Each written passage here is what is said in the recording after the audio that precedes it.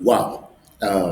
Koikimedia were back again with more of the benefit àǹfààní àti àwọn ìdí tí Yorùbá bá dá dúró. Òun náà ni a tún fẹ́ mẹ́nubà ní èní. Mo kí gbogbo ẹ̀yin tí ẹ̀ ń bá wa wo àwọn update videos wa.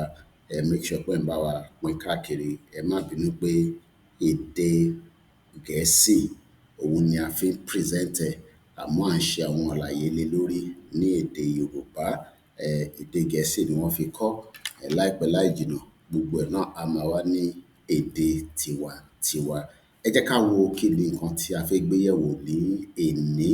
Òun náà ni we shall keep the cost of governing low and patriotic. Tí a bá ní ká sáré wò ní kó tó di pé a kà síta, òun ni pé gbogbo ìjọba tí ó ti ń run nínú Nàìjíríà láti 1999, ọ̀pọ̀lọpọ̀ owó tí wọ́n ń ná budget a mọ ibi tán ń ná sí. A kàn máa ń gbọ́ billions, billions, billions, trillions. Gbogbo owó náà kò ní nǹkan kan tó ń ṣe fún aráàlú. Tí ẹ bá wo gbogbo president tí a ti ní títí di èyí tó wà níbẹ̀ tí ó pe rẹ̀ ní Aṣíwájú Tinubu, ẹ rí pé tán bá ń lọ, àwọn mọ́tò tó ń tẹ̀lé wọn, ṣe ni a máa béèrè pé kí ló lè fà á.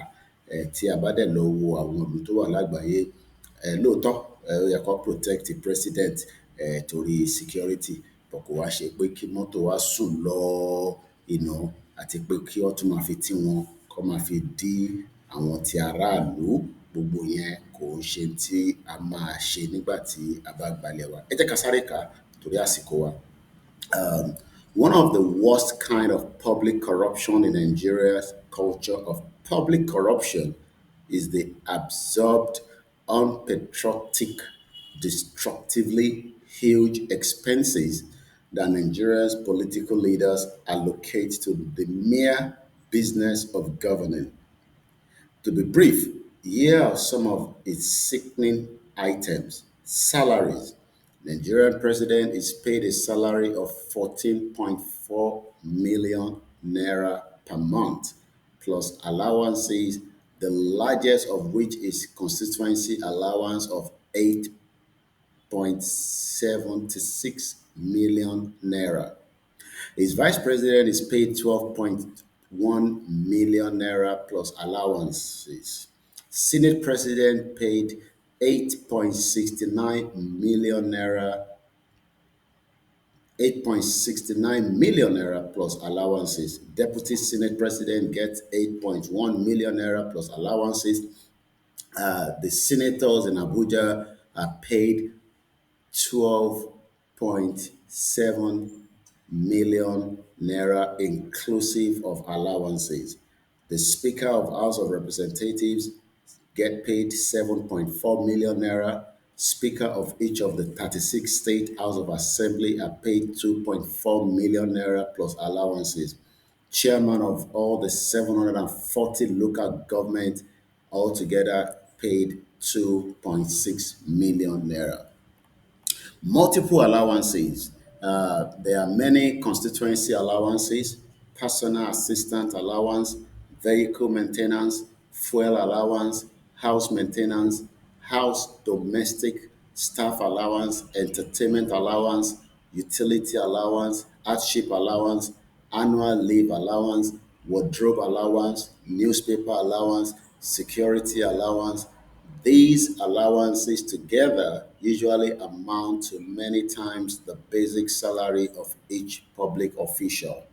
For example, one very high public official earns, in addition to his basic salary, 25% for his personal assistant allowances, 75% for domestic staff allowance, 45% for entertainment allowance, 30% for utility allowance, 20% for monitoring allowance, 200% for accommodation, 300% for furniture, altogether amounting to 595% of these officials' basic salary. Besides, every legislator get a constituency allowance which in some cases could be bigger than the official's basic salary. Most of these allowances are thought less carried over of the allowances that the British colonial officials used to be paid for being brought away from their temperated country to serve in tropical Nigeria. Altogether, the allowances cost Nigeria many billions of naira monthly. Nigeria's political leaders seems to believe that Nigeria exists mostly to make its public officials millionaires and billionaires. Security vote. The military dictatorships gave many destructive gifts to Nigeria. One of the most destructive is the peculiar Nigerian security vote. Monthly, Nigerians allocate many billions of naira as security vote for the Nigerian government and for the 36 states of the Nigerian Federation. Each state governor gets some hundreds of millions of naira every month, the highest getting billions of naira, and the federal president getting probably many times as much as some states. The state governors of five leading states in this horrible use of public money, namely Bauchi State, Lagos State, Akwa Ibom State, Rivers State, and Oyo State, each receives about 1.5 billion naira per month. The allocations are legally protected from audit, neither under British colonial rule nor during the first years of independence did Nigeria have this cost. Legislators deserve most expensive cars. In the late 2023, during the first month of presidency of our own brother, President Bola Ahmed Tinubu, Nigerians were amazed at almost total destruction of the Nigerian economy by Tinubu's predecessor, President Muhammadu Buhari, in January 2023, some month before Buhari left office. His Minister of Finance had said that Nigeria had been borrowing loans abroad to be able to keep running and that Nigeria was expanding 90% of our revenues on servicing foreign debt. The enormity of our statement had not been clearly seen by most Nigerians at the time. But by November 13, 2023, the situation was very clear. The National Security Advisor, Nuru Ribadu, informed the chiefs of the Nigerian Security Services on the 13th of November that President Tinubu had inherited from President Buhari a bankrupt country and that there was no money for running the government. 3 days later, the finance minister and the coordinating minister for the economy, Wale Edun, informed the Nigerian Senate that Nigeria could not continue to borrow money because Nigeria was already expanding 98% of its government revenues to service foreign debt. At the time, the Nigerian currency, the naira, was dropping sharply in value, and hyperinflation was brutalizing the lives of the amaze of most Nigerians.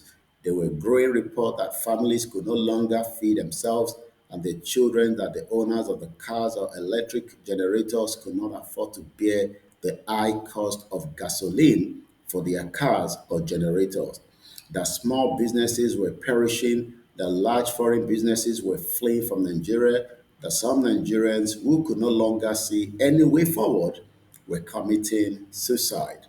Yet, in these circumstances, the news came that the Nigerian Senate was buying cars worth 160 million naira per car for each senator. The rulers of Nigeria, such a preposterous act is perfectly normal. That is Nigeria. Summary. A study currently running on the social media offers some information about the wealth status of the five richest former Nigerian presidents and governors. Of the five, the richest has an estimated wealth of 5.4 billion US dollars. One has about 3 billion US dollars, and the remaining three have slightly under 2 billion US dollars each. All made their wealth through public office. Two of the five are former military presidents. For many decades now, various international agencies have classified Nigeria annually as about the most corrupt in the world. In our Orílẹ̀-èdè Yoruba, this unpatriotic use of public money will never happen. Legislators will serve their country on a part-time basis only, just as was the case during the Awolowo premiership in the 1950s. They will hold on to their substantive jobs as teachers, managers, journalists, engineers, doctors, lawyers, etc.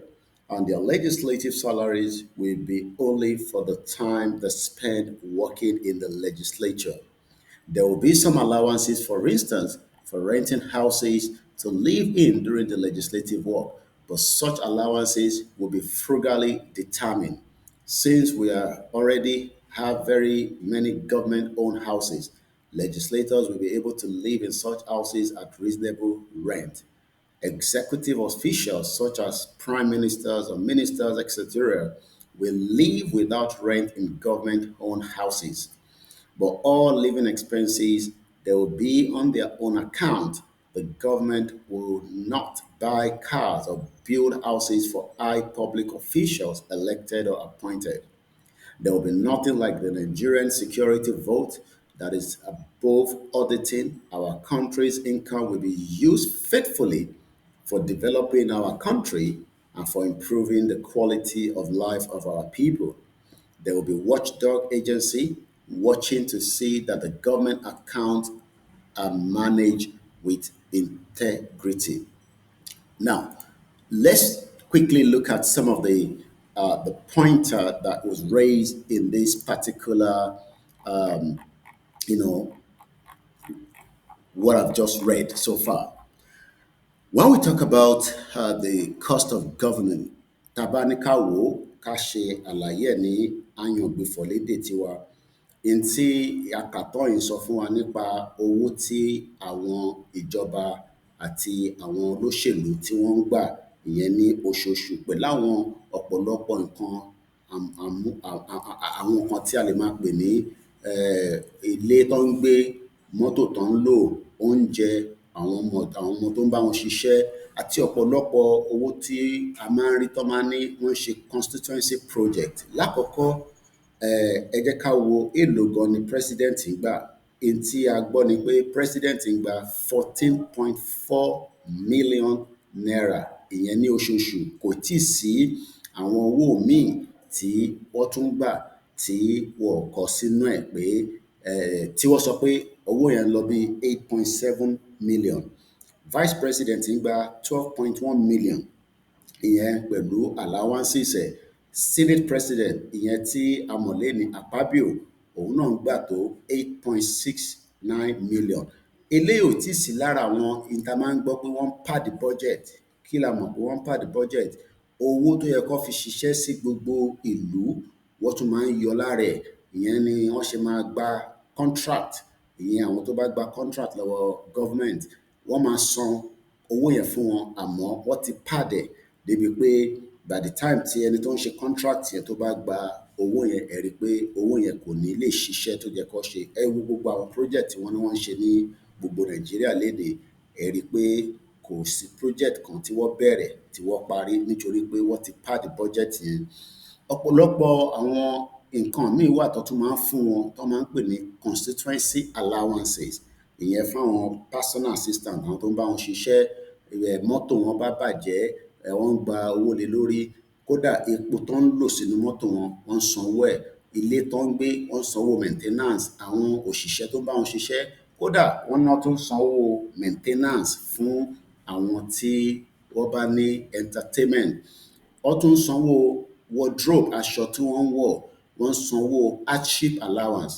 Ọ̀pọ̀lọpọ̀ àwọn èèyàn wa ni wọ́n wà nínú hardship tó jẹ́ pé wọ́n ò rí àǹfààní kankan. Àwọn àǹfààní tí ó jẹ́ kí aráàlú rí, aráàlú ò lè rí nítorí pé gbogbo aráàlú lénìí ni ó wà nínú ìdánwò àti hardship. Ẹ jẹ́ á gbọ́ ohun tí ìyá wa yìí sọ. It's too much. This surveillance is too much for this country. Please, if government work, if they cannot protect, we Yaloja, we go open our nyash, we go open our breast, we go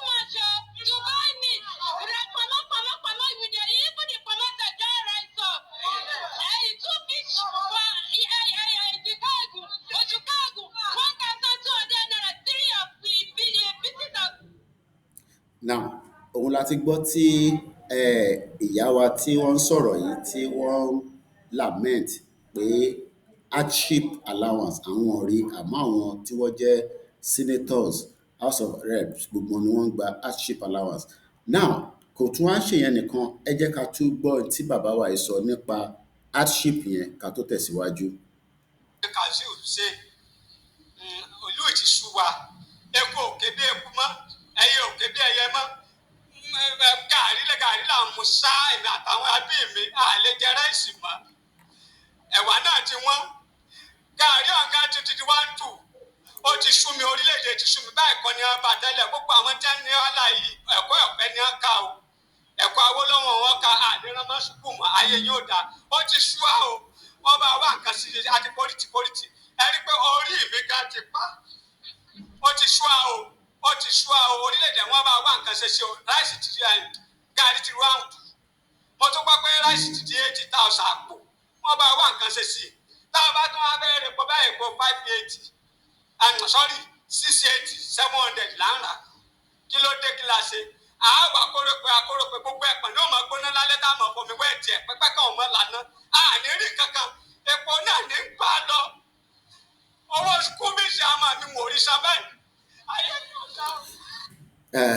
Tábà tún wá ní ká lọ wo ohun tó ń pè ní security vote yìí, owó tó pọ̀ rẹpẹtẹ tó ń lọ bíi 1.5 billion naira ní oṣooṣù.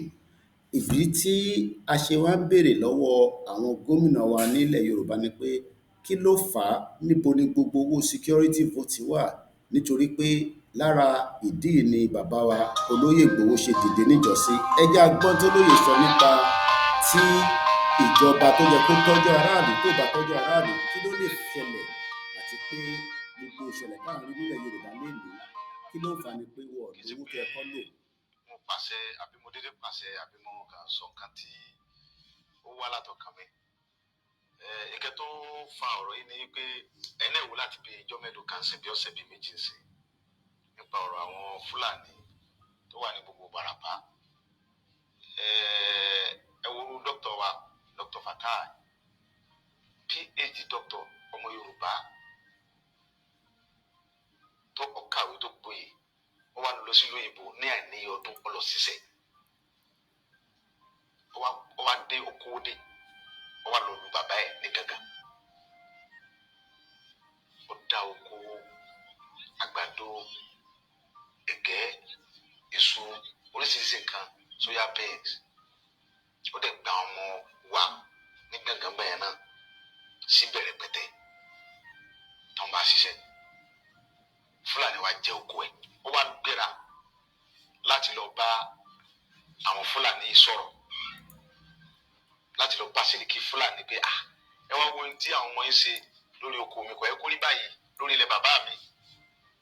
Wọ́n dẹ̀ dé lógún bẹ́ẹ̀ náà, wọ́n dẹ̀ sápá, àìmọye èèyàn bẹ́ẹ̀ tá a lè mórúkọ wọn làwọn Fúlàní yìí bẹ́ lórí tó pa wọ́n. Wọ́n jí àwọn kan gbé, ẹni tó bá gbowó tó kéré lọ́wọ́ rẹ̀ wọ́n gba 7 million, wọ́n gba 10 million, wọ́n gba 11 million lórí ilẹ̀ bàbá wa.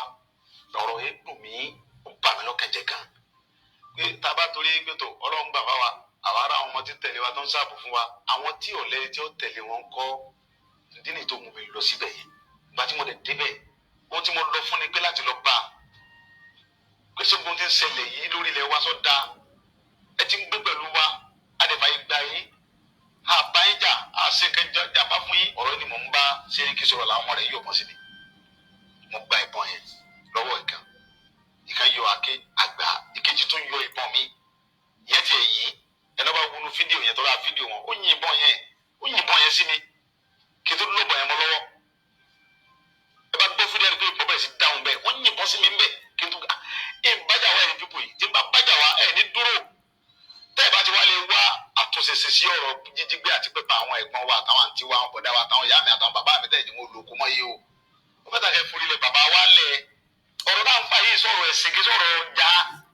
Now, ìbéèrè tí ó jẹ́ kí gbogbo ọmọ Yorùbá béèrè lọ́wọ́ àwọn gómìnà wa ni pé níbo ni owó ètò ààbò tí wọ́n ń gbà lọ́wọ́ federal government lóṣooṣù, níbo ni wọ́n kó sí? torí owó yẹn ó lọ bí 1.5 billion naira. Ìyẹn ní oṣooṣù ni wọ́n ń gbowó yẹn. Owó ìkẹ́rè kò ṣe audit. Gẹ́gẹ́ bí a ti ṣe gbọ́, wọ́n ní gbogbo ìgbà tó bá ti ń gbowó yìí, wọn ò ní right láti audit ẹ̀. So kò sẹ́nì kankan tó mọ kí ni wọ́n fi owó ṣe.